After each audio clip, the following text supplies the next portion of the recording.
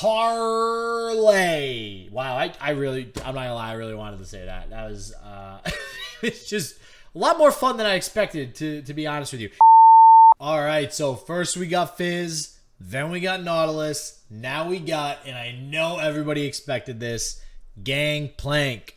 So very excited to see Gangplank come in here, especially because it's funny, when I first thought about Gangplank in Legends of Runeterra, I thought about his kegs and some sort of chain reaction with the kegs, and boy, did they make Gangplank look very, very fun. So can't wait to get into Gangplank. Before we do that, we're going to get into a few other Bilgewater cards that were revealed that kind of do work with Gangplank a little bit. And for once, we do not have a new keyword to go over. However, we do have a new symbol to go over, which they didn't really necessarily release an official, what this means on, but obviously it's pretty easy to understand what it means and what it does, and we'll go over that in just a second. So strap yourselves in. If you're new, hit the subscribe button. If you're enjoying the video, somewhere along the line, smash that like button, and we will right now start to get into some of these Gangplank cards.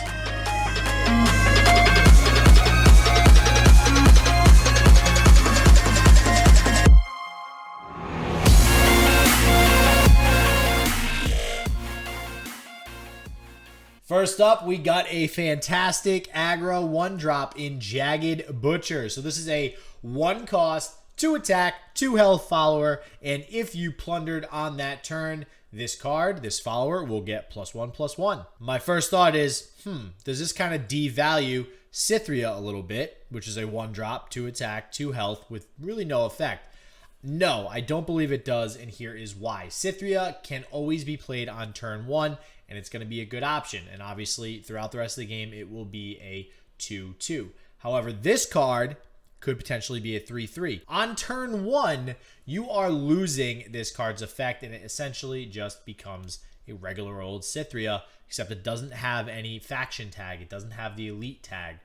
So there is a little bit of a drawback that on turn 1, you actually won't be able to play this card and get the effect unless you have something like a 0-cost burst spell that does 1 damage to the enemy nexus. Check out the other videos reviewing some of the other Bilgewater cards that were revealed. Link below in the description. However, that's going to be very rare. So 9 times out of 10, you probably can't play this turn 1. I don't think this will see an incredible amount of play for that reason. There will be a lot of aggro decks made, though. Whenever new stuff comes out, everybody's always trying to find that next best aggro deck. So this may or may not be included in those. We shall see. All right, next up we have 2 cards that actually work with powder kegs, and powder kegs also have to do with Gangplank. So once we get into Gangplank, you'll see how these powder kegs really start to work. But before that, we have Petty Officer. So this is a 3 cost, 3 attack, 1 health follower. Not the greatest stats.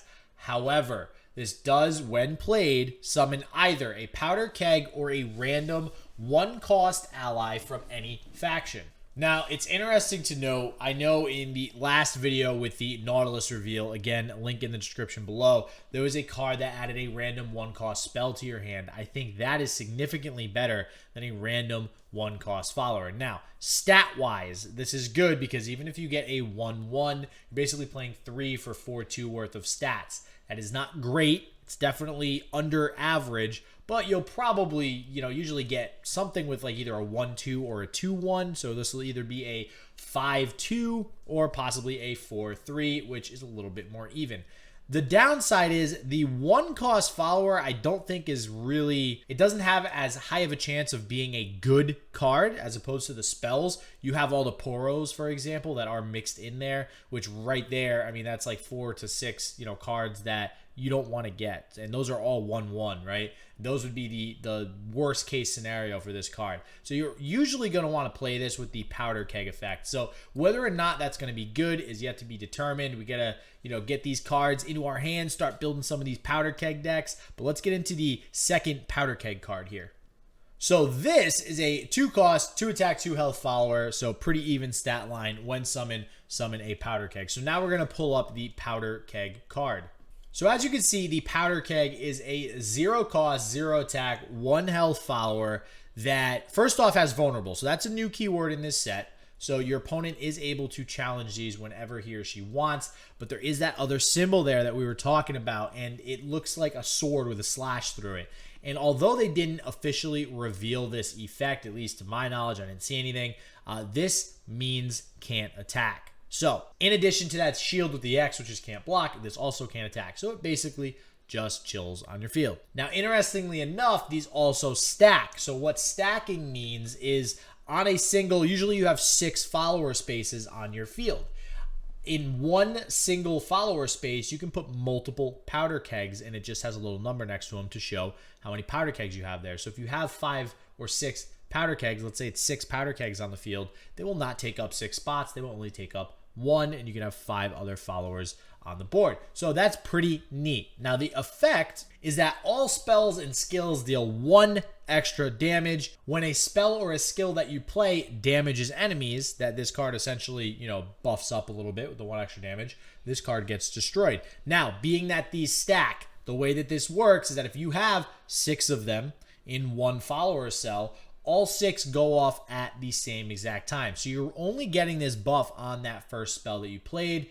So if you play Get Excited, it will do 9 damage in that case. So you have to keep that in mind. It's not just triggering 1, and then the next spell you play triggers a second one, and so on and so forth. They all go off at the same exact time. Now, looking at both of these cards that summon a powder keg, this screams aggro. This screams burn aggro, right? This screams multiplying as many of these powder kegs as possible, going face to your opponent, trying to just get as much damage onto the board.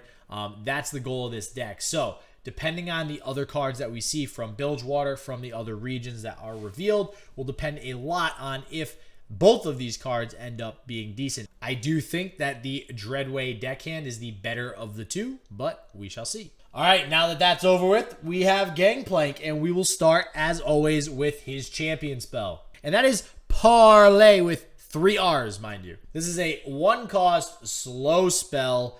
Deal 1 damage to an enemy. If it kills it, deal 1 damage to their nexus. So this is interesting with the powder kegs, right? If you have 2 or 3 on the field, suddenly this becomes a pretty strong card. If you have 2 on the field, let's say, you're doing 3 damage to an enemy and then also 3 damage to their nexus, because those powder kegs, they don't just affect 1 effect on a spell, they affect the entire spell. So that's kind of a little bit of a loophole around it with this card.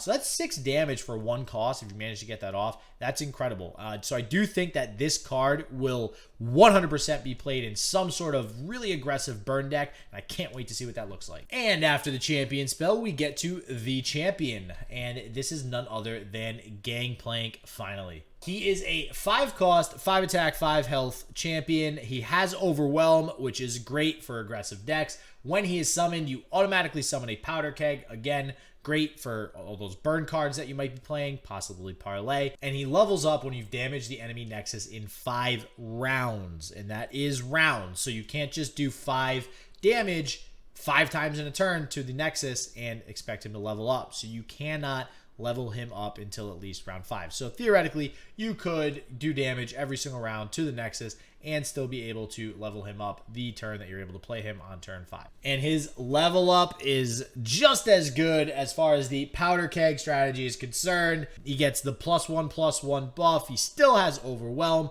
and play, and at the start of every round, you're getting a powder keg.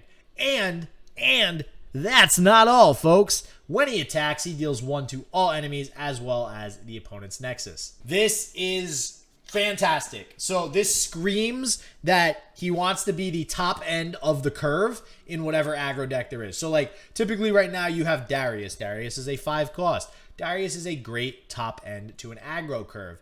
This will compete with Darius for the honor of the top end of a curve in a burn or an aggro deck. Gangplank is more the burn route, but he does happen to have Overwhelm. So it's nice that you kind of get that alternate win condition with being able to attack and still push that damage through if your opponent is trying to chump block. And that's it for Gangplank. Oh man, I'm very happy that Riot has decided to make, alternate routes to do similar deck strategies and archetypes. So it's not just, spider aggro. It's not just burn aggro with, P and Z or Noxus. You can also do aggro with Bilgewater, and probably some other archetypes as this game grows. God, I'm counting down the days till this set is live. We've got like one more day. All right. Whew. Anyways, everybody, as always, stay healthy, stay positive. I hope shit just works for you, and peace out.